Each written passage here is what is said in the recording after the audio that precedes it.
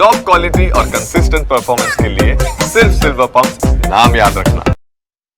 સુરતમાં વિજ્ઞાન જાથાના જયંત પંડ્યાનો કેટલાક લોકોએ વિરોધ કર્યો। વિજ્ઞાન જાથાના ચેરમેન જયંત પંડ્યા સામે ગંભીર આક્ષેપો। કોલવાડના ભોવાને ખોટી રીતે ફસાવાનો જયંત પંડ્યા સામે આરોપ છે।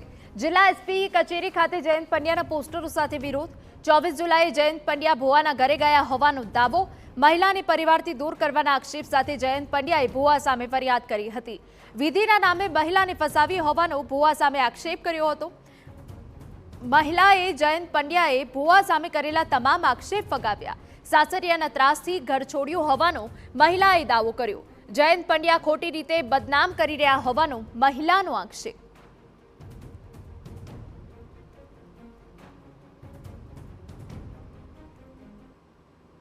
ઓર્ડર માંગ્યો કે ભાઈ મારો ગુનો શું છે, મને બોલવાનો મોકો જ ન આપ્યો અને દબાણથી મને પરાયણે પોલીસ સ્ટેશન લઈ ગયા અને ત્યાં મને દબાણ કર્યું કે તમારા વિરુદ્ધની હું એફઆઈઆર ફાડું છું, હું જેમ કહું એમ તું મને લખી આપ તો હું એફઆઈઆર નહીં ફાડવું, નકર હું એફઆઈઆર ફાડી નાખીશ।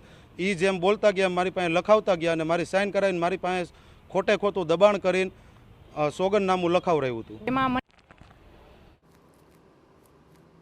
તો જયંત પંડ્યા સામે ગંભીર આક્ષેપો કરવામાં આવ્યા છે। આપણે દ્રશ્યો બતાવી રહ્યા છે કે જ્યાં પોસ્ટર સાથે વિરોધ કરવામાં આવ્યો। ભુવાને ખોટી રીતે ફસાવાનો જયંત પંડ્યા સામે આરોપ છે।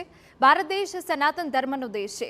જયંત પંડ્યા સનાતનનો દુશ્મન લાગે છે તેવા પ્લેકાર્ડ સાથે લોકોએ વિરોધ કર્યો। જયંત પંડ્યા ખોટો આરોપ મૂકીને ઉમેશ ઉસરને ફસાવી રહ્યા હોવાનો આક્ષેપ કરાઈ રહ્યો છે। સાથે જ મહિલાએ પણ જયંત પંડ્યા સામે આક્ષેપો કરતા કહ્યું કે ખોટી રીતે બદનામ કરી રહ્યા છે। તમામ આરોપોને મહિલાએ ફગાવ્યા। એમાં મને ઘરેથી છોડ્યું, એમાં કોઈ ગોપાલભાઈનો હાથ નથી। મારા સાસરી પક્ષવાળા ખોટું ગોપાલભાઈ ઉપર આરોપ નાખે છે। હું મારી મરજીથી ઘરેથી નીકળી હતી અને ગોપાલભાઈ મારા પાડોશી છે અને પાડોશીની નાતે એને મને હેલ્પ કરી હતી મારી છોકરીઓની સર્ટી લેવા માટે બરોડાથી અને ખોટા। ત્યાર પછી 26 તારીખના રોજ મારા જેઠ અને મારા હસબન્ડ બે ઘરે આવેલા જયંત પંડ્યાને લઈને અને મને માનસિક ટોર્ચર કરે એવી રીતના વાતો કરી અને કરી ગયા અને એમને જોઈ અને મારા હસબન્ડને જોઈને મારી બંને દીકરીઓ પણ ગભરાઈ ગઈ। વિજ્ઞાન જાથાના ચેરમેન જયંત પંડ્યાએ દાવો કર્યો કે મહિલાએ સાસરિયાના ત્રાસનું બહાનું કર્યું છે। જોકે હવે સામસામે આક્ષેપો થતા પોલીસની તપાસ બાદ સમગ્ર હકીકત સામે આવશે। સાસરિયા પક્ષની ખોટી વાત કરી લોકોની સહાનુભૂતિ મેળવવા માટે આ ભુવાના કરતૂતોને સાથ આપી અને આવા લોકો જે ભ્રમમાં નાખે છે તેનાથી સાવધાન રહેવા અપીલ કરે છે।